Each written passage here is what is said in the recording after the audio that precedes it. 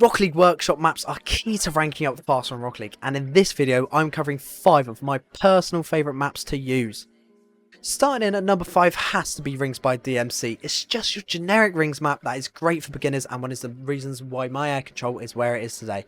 I 100% recommend this map to people that rank roughly Plat to Diamond, as this is the rank you'll start to learn the air control and make you ready for those higher ranks. Spot number 4 has to be Aim Training by Coco. When I tell you this map is gold, I mean it. This map has multiple options such as random ball drops, distances and even target sizes. This map is mainly aimed for people that want to make it to GC, who just need that little bit extra.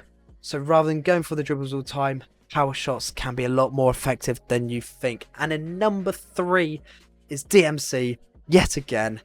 This time it's a Hornet's Nest. This map focuses mainly on movement, making you dodge obstacles while you're encaged in a small box. You'll also occasionally have to touch the ball, which will essentially reset you and make it tough to dodge the obstacles again.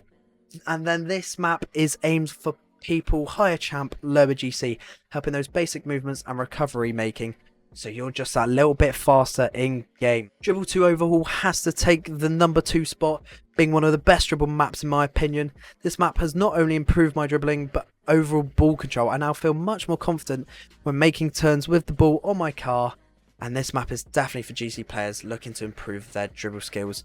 Also very good for the 1v1s, might I quickly add. And the number 1 spot has to be the air dribble challenge, as it times you on how long you keep the ball in the air and is a good way of tracking how good your air control is, so you guys have a really good idea when going into game how good you are with that ball in the air. And that's it for the top 5 best workshop maps. If you did enjoy, drop a like, drop the follow, drop the subscribe button, and follow my TikTok and my YouTube.